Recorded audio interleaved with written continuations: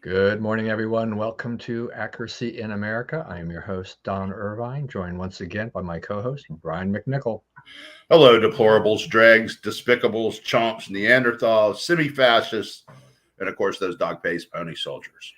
Yeah. All right. So we've been off for a couple of weeks for unfortunate reasons. Yeah, So we're gonna try to reconnect here and try to get back in the groove. I think that's what Spencer would have wanted. I, At least I do too. I hope that's what he would have wanted. Yeah, Um, I think he liked this.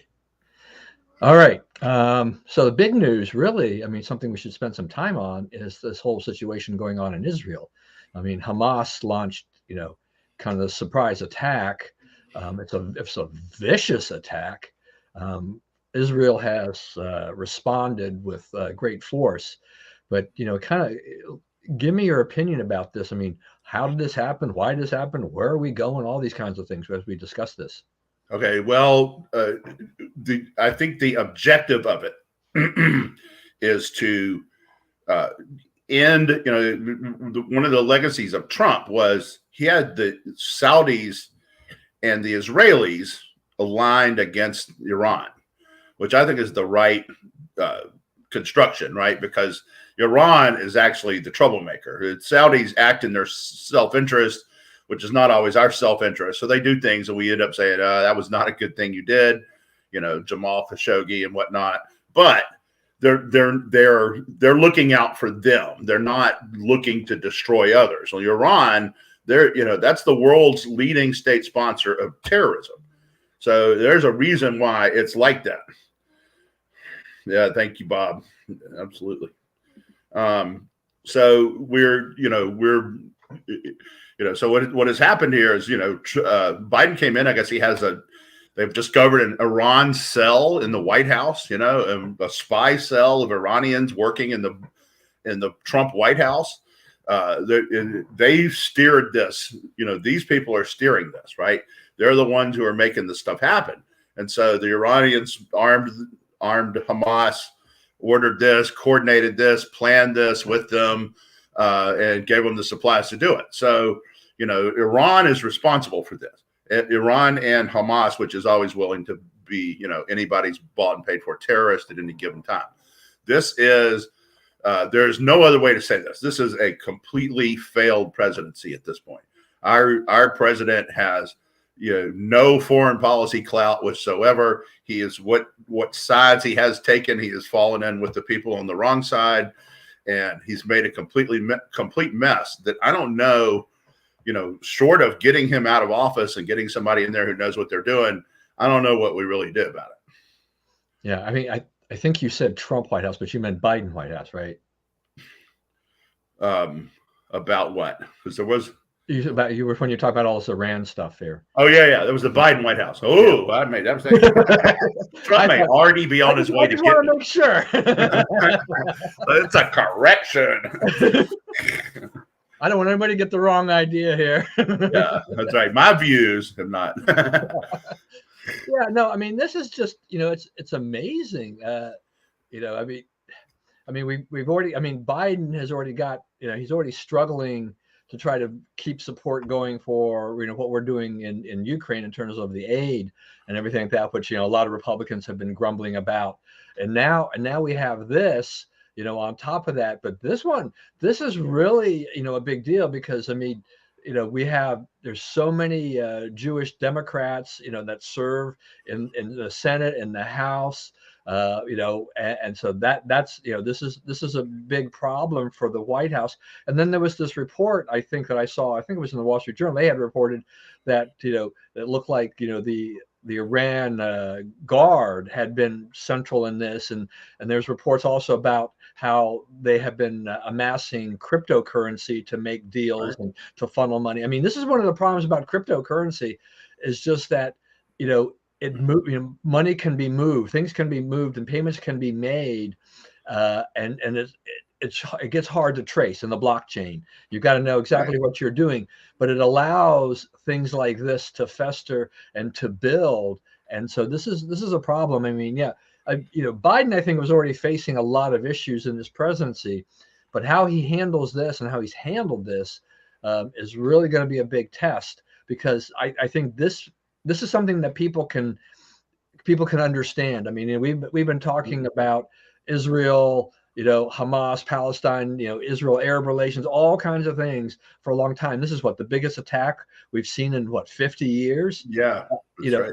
And the nature of this attack. I mean, I was reading this one, story about how they had gone to that music festival. I mean, that's horrific. Yeah. I mean, how do you defend this? How does anybody defend the way they did this, right? And yet you have people who are criticizing Israel for their history of actions. I'm sorry, you're going in there and you're outright killing, innocent civilians, and you're butchering people. I don't understand. I mean, at least Biden has said this is pure evil. Okay, I mean, I'll give him credit for that. Right, that's right. Because you need to call that out. But this is unbelievable. Here's a comment from Bob. I think more than 3,000 people at a 340 million country. I mean, this was more than 1,000 people in a country of 5 million, right, or 4.5 million or whatever. So I mean, this is a big chunk of people taken out of this. They probably are not all residents of Israel. People come from all over the world there and attend music festivals and so forth. But one of the things that stuck out to me about this was, I don't know if you saw this clip, Jonathan Greenblatt, who's the head of the Anti-Defamation League, been sharply critical of Trump. He calls Trump an anti-Semite all the time, even though Trump's daughter is Jewish and his grandkids are Jewish. And he doesn't, I've never heard him say an anti-Jewish thing. But he lit into MSNBC for, MSNBC has pretty much come out in favor of Hamas over this. And he lit into them and they don't understand and this, that, and the other. It was a strong statement. The other thing is think about is this as a network, what NBC is becoming news-wise, right? Yeah, that's right. There's 25 to 30,000 dead. Bob's good at it, man. He's got a calculator or whatever. Yeah, I know. He's running the numbers for us. Thank you, Bob. Bunch of them numbers. But we have a this is a situation where this is there's a network. One of the big three American networks is on the side of our enemies in this. They're openly pro-Palestine, anti-Israel in this. They deserve to be attacked, all this kind of stuff.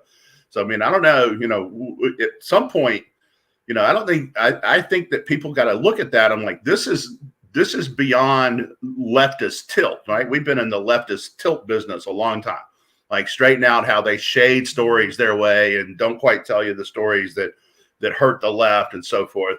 Yeah. All right.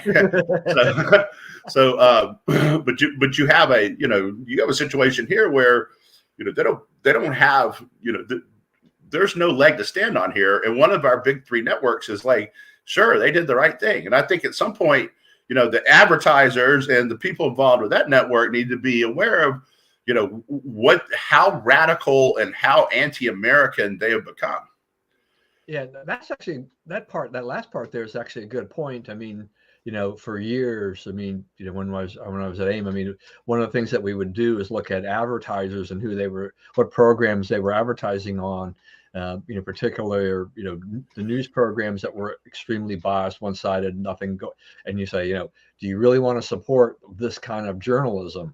And you put some pressure on that. Advertisers hate being pressured, thinking about they lose any part of their customer base at all. But this, yeah, I mean, for a network to basically stand on the other side like this, this doesn't make any sense. Yeah, if somebody, I mean, I think they're ripe for somebody organizing, a protest or some kind of boycott to go to those advertisers and say, look, by supporting programs on this network, you are in essence supporting, you are pro Hamas. Yeah, you are pro Iran. You are pro terrorism. Right, and for the type of killings that occur, this indiscriminate killing of civilians like this is that what you really want to project to your customers? Is that you're supporting a network that doesn't see anything wrong with this at all? That that agrees with people like the Squad that Israel is on the wrong side of history. I'm sorry, that type of thing. I don't think that flies. I think Right. that you put some pressure on that that they would, I think some of them would actually buckle, or they would at least backtrack on a lot of these things. But yeah, to take a stand like that, I don't understand it at all. I think they sense that they're on the wrong side of history here. Because they've stepped up on the attacks on Trump. Right. This is Trump's fault for whatever indecipherable reason they come up with.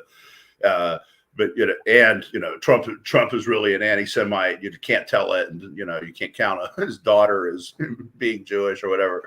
But I mean, it's when the Democrats are trapped, they try to blame it on Trump, right? And they're trapped here, and they know that there's so much out there. There's like a Rashida Tlaib, gathering together a group of these people, in her office to try to force change, try to force the Democrat Party to come out against Israel. I don't think you're going to win more than 4 or 5 states in the presidential election if you come out against Israel here. I think people will look at that as you're too far from realistic to trust anymore. I think at some point, even if you like their policies better, if they're that far off the rails, you can't support it. Yeah. So what about Blinken's tweet, that he deleted about calling for a Israel-Hamas ceasefire, and then other tweets from Biden people, looking for restraint by Israel. Right. So so it took them hours and hours and hours to have any response at all. Right. And then when they had the first 2, they had to retract. So they're on their 3rd response. Right. And it's like, well, I think we better. Our overnight polling shows I think we better come out for Israel here. So then it's like, our impassioned and courageous president steps to the fore. And, it's like after everything else failed, he stepped to the fore. So I mean, they're the handling of this and like the just dithering around. They don't know what to do. They don't have a response. They can't decide anything. They're paralyzed by indecision. And that's what happens when you don't have a leader, right? I mean, Trump would have said, okay, here's what we will do. And he may have advisors in there saying, well, your plan A is not great because this, that, and the other, but your plan B, we can make work, right? So it might not be his initial reaction that ends up happening, but he is going to be the source of the plans, right? He is going to be set the direction that the response should go, right? Because he knows these things, right? Biden, he's served on the Senate Foreign Relations Committee for 40 years, but he doesn't know what to do. And he obviously doesn't understand the Middle East, or he would quit siding with Iran against the Saudis and the Israelis, right?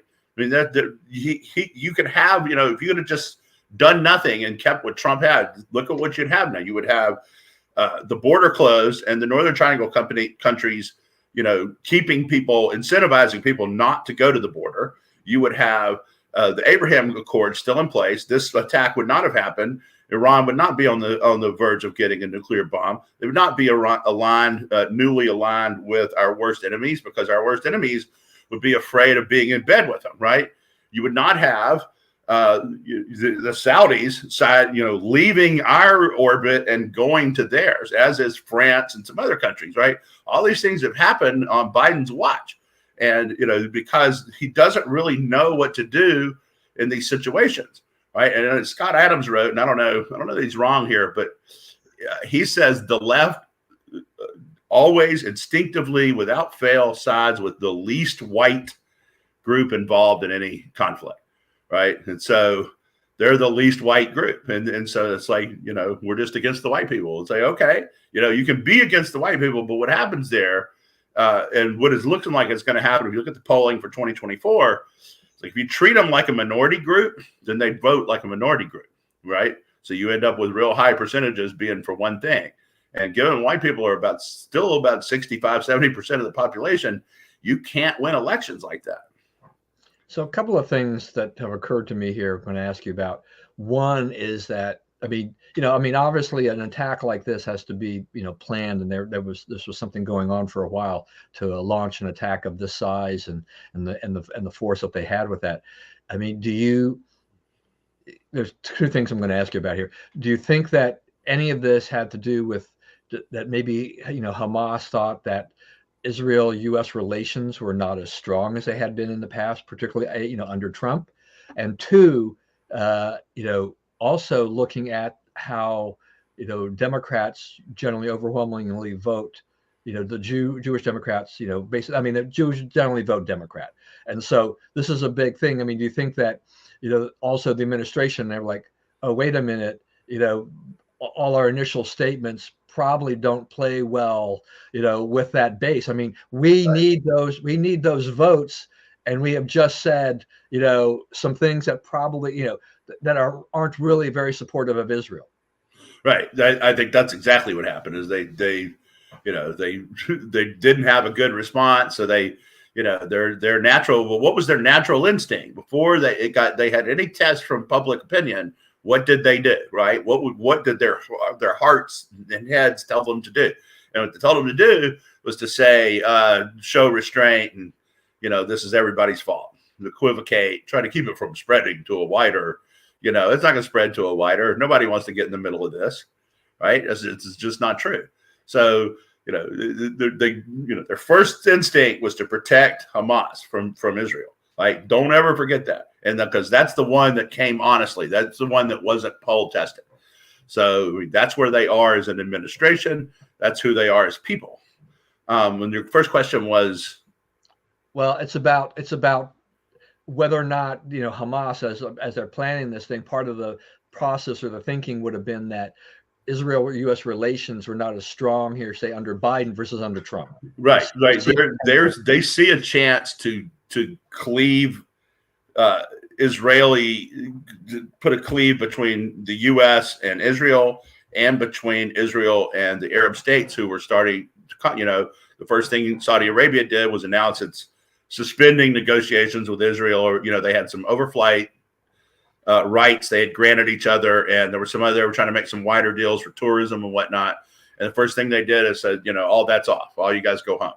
So that was the effect that they were looking for, is to make the Saudis mistrust the Jews again, right? After Trump had, and Jared Kushner, who the only thing the Democrats know about him is that they say that the Saudis gave him $2 billion. That's the only thing they ever say about it. He's the most accomplished American diplomat of the last century, right? He lined up all this stuff in Central America. He lined up all this stuff. It was a solution no one had ever even tried before, and it worked perfectly. So, they undid it, and these are the results. So, this is on them. This is on their presidency. We talked about this before. I followed the Rasmussen poll because it's daily, and it's sort of better at capturing the trend of things are, and like and for the last few months, like you're reading all these things that Biden is barely at 40%, but Biden was he was at 47, 48% most of that time on Rasmussen. But in the last few days, he's dropped like 7 points in 2 days. So the people are starting to notice that there's nobody in charge.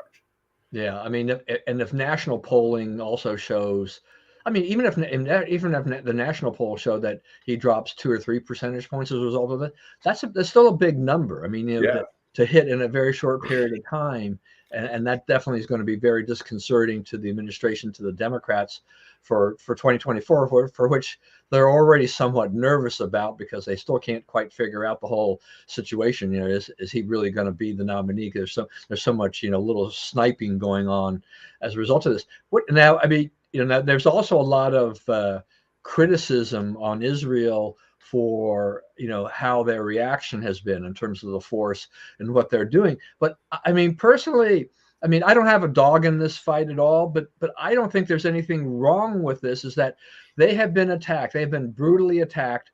And I think force that they have had is necessary, and they're going to have to do this. They can't just sit back and just say, we're going to tighten up the border, and we're going to put in a few more rules or whatever. We're going to restrict border crossings, etc. You have got to go and find these guys. You have got to try to wipe as many of these Hamas supporters and Hamas people as possible out. You cannot give them a chance to rebuild. Right. That's right. You can't give them a chance to regroup. And I think that's the direction that Israel is going to take it. You got us, but you're not going to get us again. And, there's a lot of tut-tutting about that around the world, but, everyone else would do the same, right? If you could, you would do the same. You're not going to just let terrorists sit and foment terrorism, literally within your country. We don't do that here, right? Biden's spending all this money on, going after domestic terrorists, which, I don't know if you noticed this, but, they have a new category of domestic terrorists. And it's basically Trump supporters. Yeah. Right? It is. If you're an open public Trump supporter, you're a candidate to be considered a domestic terrorist by U.S. security, by U.S. FBI and CIA and so forth. I mean, it's ridiculous. Yeah. But they don't have, no one has the moral authority to tell Israel to stop here. And, they're telling the civilians where to go to be safe, right? Here's where we're going to bomb. Don't go here. Go to this one where we're not going to bomb. So I'm sure they're moving all the militants and people and so forth into those spaces, right? But then you watch those spaces, and when the people you're looking for come out, there you are, right? They're not going to stay there forever. But it's amazing, like how much the left and like especially NBC, which is really, I mean, like CNN is a liberal network. It's it's liberal hacks, right? We deal with that. NBC is an actual active force against America. I mean, they're on their own level now. Yeah, and the I'm just trying to think about this. I mean, the thing that you were just talking about here with, would every other country would probably do the same. I mean, I would, rather than, with all this criticism, as I was mentioning, I mean, go and ask these other leaders. Go and ask the leaders of Germany and France and other countries. It's like, if someone came, if this had happened in your country, what would you have done? Would you have done anything less than Israel? Would you not have tried to do the same type of thing and go and wipe these people out? I mean, and you would have every reason to do so. You get attacked on your soil. You have every right to do whatever it takes to defend it, and and go after the people that did that. And serve notice that if anybody else does this, this is what will happen, right? Deterrence, establish a deterrent. Exactly, because if you don't do it, you'll get more attacks, right? I mean, you're just basically saying, oh, well, they're not really doing much. That means we can we can go ahead and do this again and again and again. So, Israel has always been to me kind of a role model in a lot of ways about, with their defense and, how they handle a lot of things. This time they got, they really got caught by surprise on this, but, they're going to do a lot of work. They're going to look at a lot of things and see, how they managed to allow this to happen, and they're not going to allow this to ever happen again. They will fix this. Right, and it's a Netanyahu has some questions to answer too, because apparently the Egyptians told him about this, and somebody else too that told him it was coming, and they didn't get ready. And I don't know why they didn't get ready. I mean, there's that's why I say they're questions, but we do got to get answers to that, and he's kind of in a precarious electoral position too.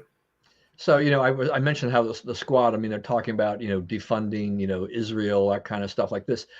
At this point in time, I mean, it's one thing for the stuff that they've said in the past. A lot of rhetoric and stuff like this, but now we've got a real situation with over 1,000 people dead. We've got at least 14 Americans were known to be dead, and probably more. When they sort these things out as they get through this. I mean, is not that the squad is any part of a popular movement per se, but they had been adding on bits and pieces here and there across the country over the last few years. I mean, are they now, with their comments and the reaction and the things that we're having Tlaib and Omar and AOC say and Bush, I mean, are they now kind of go onto their own island? I mean, is there how much, how can the Democrats even consider supporting these people? Well, I mean, they've supported them on all their other craziness. Why not? Right? I mean, there's no, if you have no morals or ethics or values, then yeah, you can support Hamas. You can support this kind of terrorism and murder and so forth. Right? These are people. They're right and wrong doesn't mean anything to them. It's just the struggle to be free. But I mean, there's no struggle to be free here. These people could have been free. They could have had a 2-state solution. They've been offered deals since Oslo in 1969. They don't want peace. They could have peace, but they don't want it. They want to agitate, and they agitate on behalf of other forces in the Middle East. They are complete pawns in a big game, but they allow themselves to be used like this. And so if you're going to do that, then you are the one who bears the brunt of the punishment. That's right. Also, this whole thing, which I threw on here, just about Black Lives Matter chapters, also celebrating and supporting this, is like, okay, we haven't heard much from Black Lives Matter lately. Of course, it takes something like this for them to appear, and of course, they're on that side. Well, I mean, so Vivek's top campaign guy in New Hampshire is on that. His guy's name's Fenton, Bruce Fenton.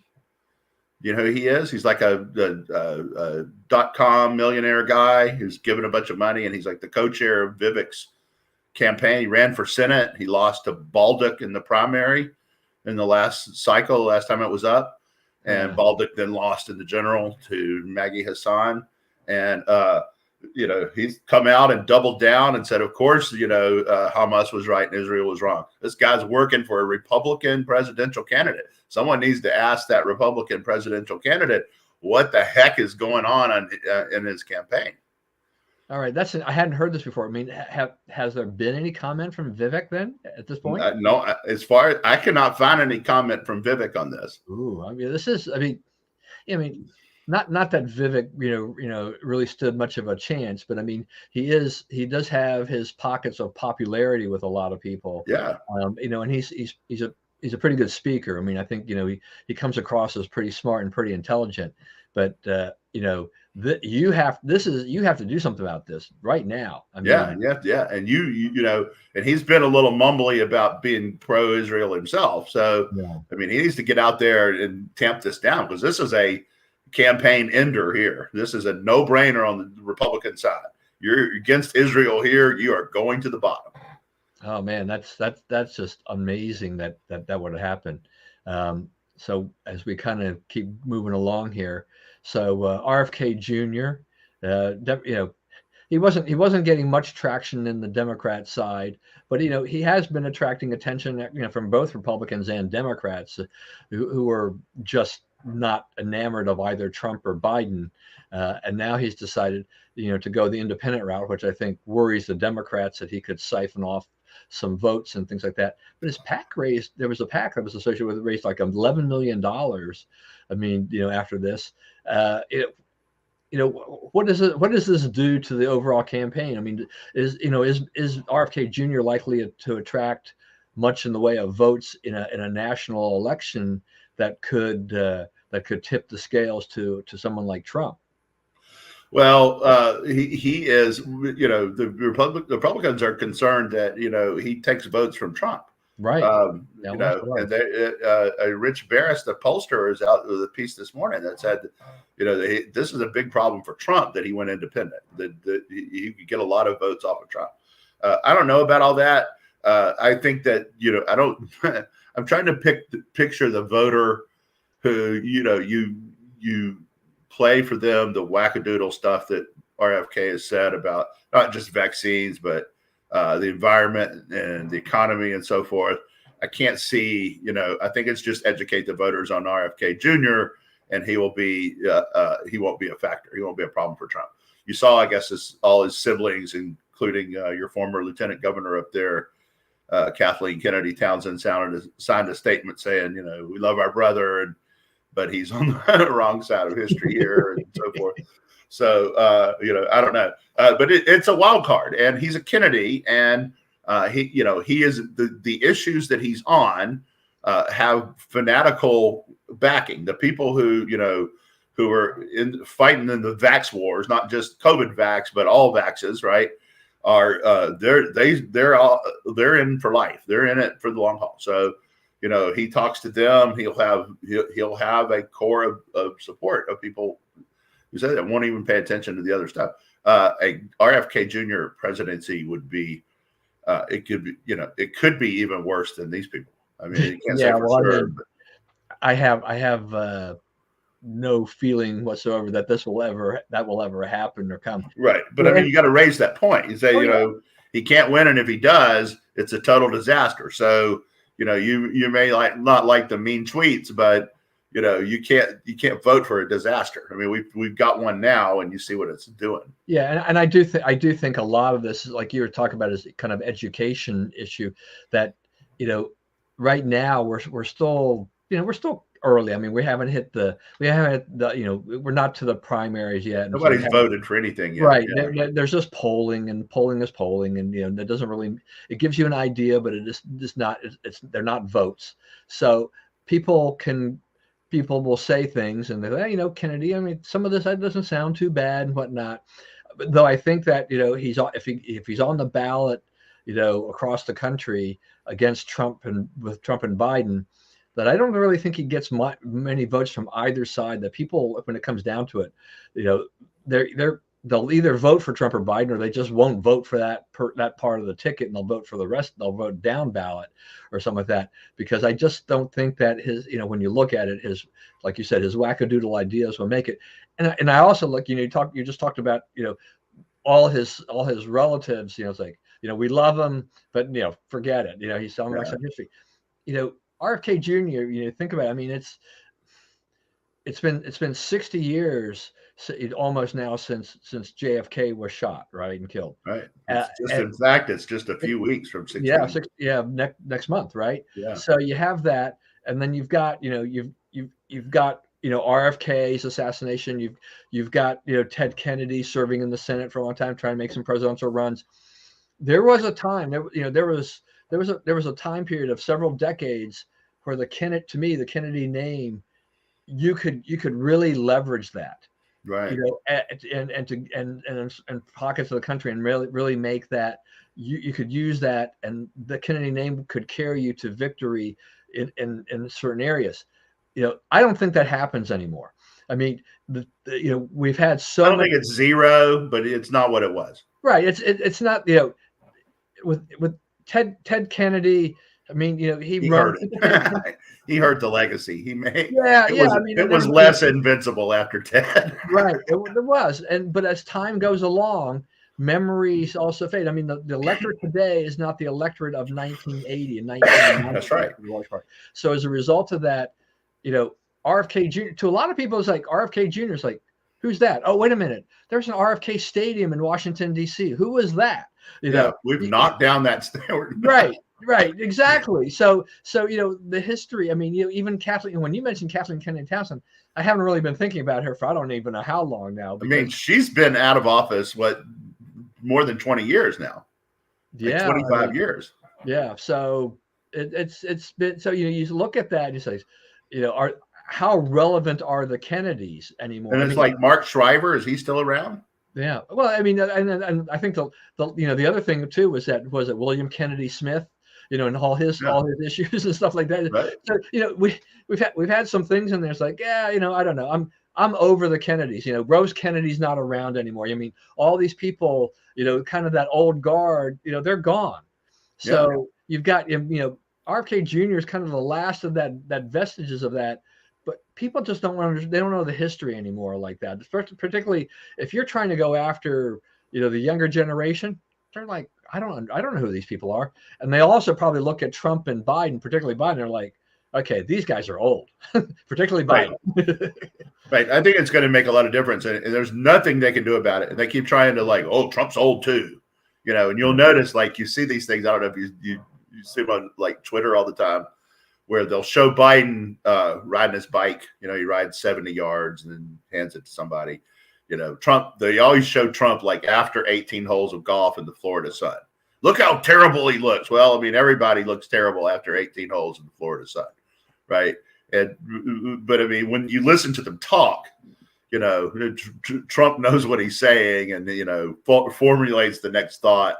And Biden does not, right? Biden is, you can tell that it's all pretty scripted. And that they, and the Washington Post is writing stories about how they have all these elaborate systems in place to cover for his infirmity. So, I mean, if you're you have a whole phalanx of people whose job is to cover for his infirmities. Why don't we just get somebody without the infirmities? You know, I mean, it's not a dotage job. It's a job that you got to be on the ball about. Yeah, look, we see in this world things have changed. I mean, there are people who function very well into their 80s and even into their 90s. Right. There are others. Grassley. Yeah, there are others who don't. You know, like Dianne Feinstein, the late Dianne Feinstein. You know, and you can see, you can see this, and then those people really need to step off the stage, and make room for someone else, because they're not doing anybody any favors at that point in time. But even though Trump and Biden are relatively close in age, there's a distinct difference in their ability to do things. I mean, you go ahead and put Trump in front of a microphone. Guy will talk for hours. Yeah. I don't want to listen to him for 3 hours, but the guy can just go. He can talk. And like somebody put on there yesterday, Trump went 200 days on time without a press conference. Yes, but every day he walked out on the portico and there's all those reporters there on the grass, right? And he would go up to them and take all their questions. So might not be in the press room and called it a White House press conference, but he took direct questions and gave answers every day, right? And Biden he looks at them and walks away because he can't. And he says these things, and I think he's sincere about this. Is I'm not allowed to talk to them. I get in trouble if I talk to them. Right? It's like, you're the boss. Who puts you in trouble? Right? Who is this that's yelling at you about this? Right? Because you're the one who we elected to step up to that microphone and have that conversation. Yeah, I mean, one of my issues with Trump was just that there are times when he was talking where he just should have stopped talking. Yeah. I mean, he has too many thoughts on some subjects. Right. Yeah, it's not even close. John's right. Yeah, no, I mean it's absolutely right, and I think anybody who watches that can clearly see that there is a distinct difference between the two. If you were going to vote based on cognitive ability, you've got to go with Trump. By far. And I mean, if you go like who did better on the economy, you got to go Trump. Who did better on foreign policy, you got to go Trump. Who did better on the border, you got to go Trump. And you can say, there's flaws to Trump, right? And like you say, there's times when he should just shut up, right? But, like who actually performed in that job, like it's good because we have a real A-B comparison this time, which usually, one guy's done it. And so he has a record and you can go through the record and find, the good or the bad or whatever. But the other guy is saying, I could get in there and I can run this thing way better than this guy, right? But you don't really know because he's never done it. Well, this one, you have two guys who have done it, and the results are pretty stark, right? Yeah. Matter of fact, when you just said that, I should have put this down because I did want to ask you, what about that whole thing with Biden and kind of the border flip? Oh, yeah, that's right. So Biden has decided that you do indeed need to build the wall. So what he did, these liars, okay? So I hate to but I mean, so they come in and they say, well, this money was appropriated for this and it's illegal for us not to spend it. Well, you didn't decide that this was a big legal threat to you until, the politics dictated it, right? The 2.5 years here, you got to remember, you're almost 3 years into this presidency, right? So why now? Why did this? Oh, we must spend this money as appropriated. Why did that become urgent today? It's because, they realize that Trump was right about that. The other thing is they're back to saying this. Okay. So Trump claims he built all this border wall, but he built 52 miles of new wall and the rest of it was just fixing up old wall. Like that's not really an accomplishment to just fix it. But if that's where they were getting through, if that's where the wall was insufficient, if you go in there and upgrade the wall to where it can't be permeated, then you're building wall. You're doing what you said you would do, right? And so you're making the border, defense of the border more effective. I think that you're getting to the point where it's not an electoral winner anymore to have open borders. That's part of what's happening to the Democrats now is they listen to a certain segment of their audience, Kurt Schlichter calls them the wine women of Northern Virginia or whatever, right? But it's educated, fairly well-to-do white liberals are running the Democrat Party, right? So you have Tommy Tuberville is blocking all these appointments of military guys because the military is spending money on abortions for soldiers, right? So no one ever says, none of them, not one of them says, okay, maybe we shouldn't be spending money on abortions for soldiers. Maybe we should be, giving the money that was appropriated to the military to the military. Okay, so yeah, that's right. They sold what was it, $100 million of materials for like $8,200 or something. They made a point of selling low. This crap is worthless, right? And so now we got to go buy it a lot more at higher prices because it turns out it is not worthless. It's actually pretty handy. But they, everything they say that they're going to do, they don't do. I want an alligator-filled moat. An alligator. Well, I mean, the property owners on the U.S. side may have an issue with that, but I mean, yeah, I think those guys get out on both sides. Something has to be done. We got to get control over all the people that's coming in, because now there's a whole new generation of terrorists trying to get in. Yeah. All right. Hillary, I know I'm trying to go through a few things that occurred during the time I was out. So Hillary basically, she basically called for the deprogramming of these Trump cultists, or the hardcore Trump followers. I mean, okay, Hillary, are you trying to find some relevancy in here? What is the deal? Yeah, I mean, well, first of all, it's like, we're the ones who need to be deprogrammed. The second one is like, but it does say something to their, it's like, you shouldn't be allowed to think differently than us. And if you do think differently, you shouldn't be allowed to say it, right? And if you're saying it or thinking it, we need to stop you from saying it, limit your voice, and reprogram you so you don't say that anymore, right? So, I mean, you're only going to get one answer out of that, and it may or may not be the right answer, but, that's the answer you'll get because the rest are illegal or, get you reprogrammed. See, the other thing about that is that happened, and she was being interviewed by Christiane Amanpour. And Hillary always makes her worst mistakes. And this was a mistake because, this ended any hope she will ever have of running for president, right? This will be played on a loop and by Democrats to get her out of the primary from this point on. But it always happens in extremely friendly interviews. Get her in that nice, comfortable lounge chair she's in, she's all kicked back and she's got her little shawl on and everything. And that's when she gives you a little honesty of like what she really thinks of these other people. Yeah. It's the same thing with the other one. Yeah. It's like, and that woman actually ran for president. Yeah. And we were talking about this the other day. So,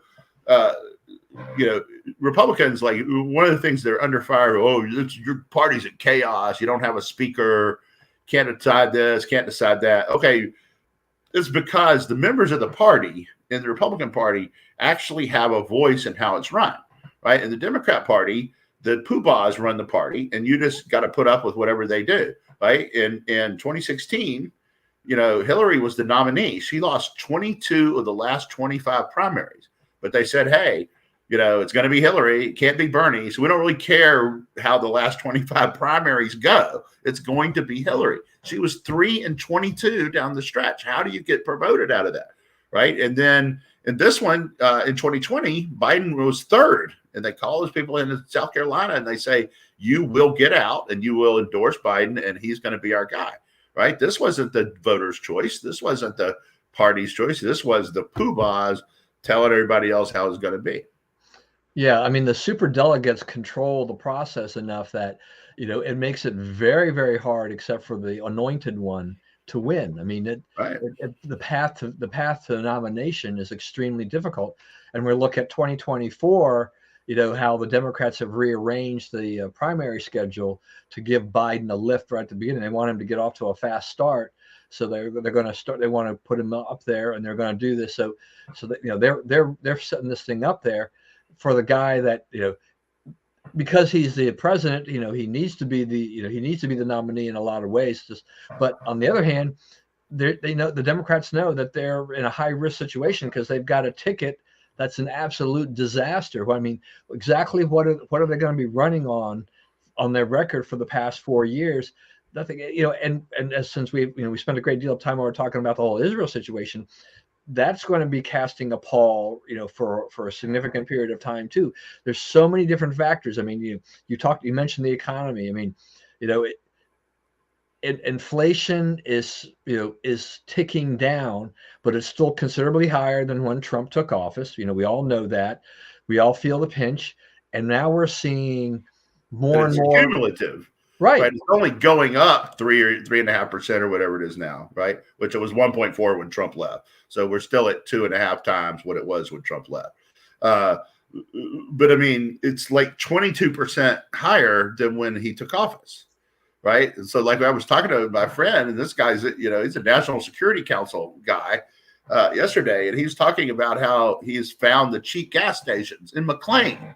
Right. You live in McLean, you're worried about cheap gas, right? Because it's he's like, hey, I got a 20-gallon tank and, 40 cents a gallon. There's some pretty big swings out there now. The low rent stations are really low, and the brand name stations are really high. And, so there's some 30 or 40 cent differences. 40 cents at 20, that's $8, right? 20 gallons, it's starting to add up, Yeah, if you fill up a lot, it adds up.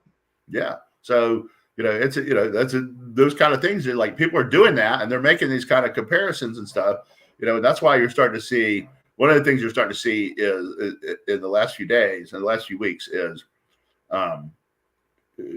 Trump is not only ahead in almost every poll now, but he's getting up near 50%. And so if you start seeing a bunch of polls where he's at 50 or 51, then you're going to see panic, because the Democrats know that means they can't win legally, and that we're going to be as adept at early voting as they are this time, and that they'll start making moves to get rid of Biden. My suspicion is they start connecting. I guess you saw there's a bunch of emails came out yesterday connecting Biden to Rosemont Seneca and his brother, and his discussing these business deals that he allegedly never discussed. They're going to let that scandal catch up to him because it serves all their interests. They might even drop some dimes on him. Yeah, I mean, Biden is in trouble on just about every way you look at it. Multiple fronts. Yeah. Yeah, it's really hard. It's really hard to see where he has a path to victory. At least based on what we see on paper here. I mean, what I was going to say, too, was just that, with the economy, we're getting more and more of these, kind of corporate chieftains coming out and talking about how they're seeing consumer slowdown. Where people are shifting their buying habits, they're cutting back. Right. You saw this the jobs report they're all bragging about, 300,000 jobs, 350,000 jobs last month. There was a net negative full-time jobs. Almost all of those jobs are part-time jobs. So we actually lost full-time jobs. Yeah, and I read the Wall Street Journal. I mean, we went from a period where people could almost pick their job to where people are now finding, periods of unemployment because they can't find a job in their industry anymore. The jobs that existed a year ago are not there. Corporations have been cutting back, and it's people are starting to feel the pinch of that. That whole thing. I mean, there are industries that say, we can get by with fewer people. And you quietly have about more than 100,000 people now on strike in the auto industry. Right, and yet because the way that strike has been, I think they've tried to inflict pain, but try not to inflict so much pain that it would cause a bigger problem. But the UAW is going to be facing this whole issue of, like, how many more workers do we pull into this thing? and how, how many more factory shutdowns will occur to where if the automakers start losing a big pile of money, then where do their negotiations go? I mean, and they've got a lot of challenges in the whole UAW thing, I think, too, because that big push towards EVs shifts the balance of how many workers do you need, what type of workers do you need, and all of these things. Yeah, a lot fewer in an assembly plant, that's for sure. Yeah, that's right. And all of this, there was something interesting. I was listening to the tech podcast the other day, and I didn't, I didn't know really enough about EV chargers and things like that. But there was a discussion, and the people on this podcast, they're basically, they basically think EVs are great. They really love EVs, but they also don't shy away from some of the problems that are still being faced by EV owners and by this expansion, this huge push towards having everybody own an EV. And one of them is they were talking about the chargers. So the non-Tesla superchargers, which there are a lot of that are run by like Electrify America, which is Volkswagen and Stellantis, I think that's a partnership. And there's EVgo, and there's other private things that are going on there that do in addition to Tesla, which a lot of, if you don't have a Tesla car, you're basically going to be on the other standard. Well, there's some that charge at 150 kilowatts, others that charge at like 350. And they were talking about how some guy had like a Chevy Bolt or whatever, and he was charging his car at the 350 kilowatt machine, but that car only can take like 80 or whatever. So he should have been at the other charger, but he sucked up the one that other people could use that had a capacity to do that. And so this is a problem. People have no idea what voltage their car really should be, so they use the wrong things. They admitted that a lot of these EV chargers are not maintained at all, so there's a problem there. And I just had, with Spencer's whole funeral and everything, is we had a friend of ours, she flew out from Ohio, and there's a big car rental problem in Arizona and Phoenix for whatever reason. And so all she could get was this EV. She says, I don't even know what kind of EV it is. He says, but she says, I got to go charge the car. So she went off to charge the car. And the next day we saw her and she says, you would think I could just sit there in my car and like watch a movie and let the car charge. She says, I sat there forever. And she said, she called it a jelly bean. So she obviously had a very small EV. And she said she sat there and waited for it to charge up. And she was so frustrated. She left the car where it was being charged, took an Uber back to her hotel, and then picked the car up in the morning. Oh, wow. So that one's not usable all night. Yeah, it's not. Yeah, I mean, it's not usable all night, but it's just kind of the ridiculous nature of like, because you're supposed to return the car, just like if you got 3/4 of a tank of gas when you picked up the car, you've got to have that at least in the car when you return it. If you've got an 80% charge in the EV, you've got to get your car back up to 80% charge. Well, you've got this, this person who's like, I have no idea about anything about EVs. What am I supposed to be doing? It's like, this is ridiculous. And she may have sworn off of EVs for the rest of her life after that episode, as far as I know. Anyway, so let's wrap it up here, and I want to do something here at the end too. So go ahead and spend a couple minutes here. Let's see. Will Hurd got out. That's a good idea. George Will's nuts. George Will saying Tim Scott should get out and endorse Nikki. His wife didn't agree with that. Right. Yeah, even his wife didn't agree with that. That was pretty funny because I guess she worked for Tim Scott. Yeah. Steve Garvey getting in. I think that's interesting. I don't know how much political pull he has, but he played for the Dodgers and the Padres. So, there's some fans there. I also think that a non-Trumpian Republican has a chance if they do it right in California now, because there is a lot of resentment about, there's a lot of evidence now that the left's approach to their big problems doesn't really work. Trump endorses Kari Lake. I wish he wouldn't have done that. I think he should have kept his options open. Mary Lou Retton, she's sick, but she doesn't have health insurance. Is that what the deal is? Oh, I don't know. I don't know about that. I mean, all I heard was that she has this pneumonia and she's in ICU and fighting for her life. Yeah, she was dazzling. People don't Yeah. realize, but I tell you what, I saw this Simone Biles the other day in the World Championships, and she is really, really unbelievable. Like the balance and the strength and the precision of her, just it's a great comeback for her too after taking a little time that's off. right. As for the speaker's race, I think they will settle on Jordan. I think it'll happen today or soon after. Tom Massey said 2% chance that they'll get a nominee today. Is that right? He could be right. He's probably got a better read on it. He could be right. All right, so I'm going to try this. Now, I may not make it through this. Okay, we'll see. I've been having a hard time. So here's Spencer. Okay. And yep. I want to thank everybody for their support. It's been tough, but we're going to get through this. We didn't expect it to happen, obviously. I have learned the toughness of it all and how hard pancreatic cancer is. It's been an interesting journey. It's been a tough journey, but I've been reading a lot of stories about pancreatic cancer through a pancreatic cancer support group. I think Spencer, had he received treatment that I had talked about about 3 weeks ago, I think that would have been even tougher than what he faced, in passing away, because he was in a lot of pain at the end.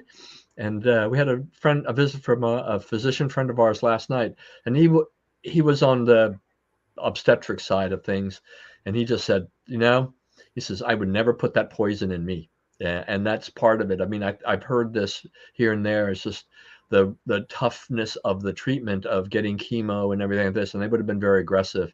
And I don't, it would have been the same Spencer. So anyway. From the moment you found out about this until it ended was how long? It was 3 weeks. 3 weeks. Yeah. So they had a baby, right?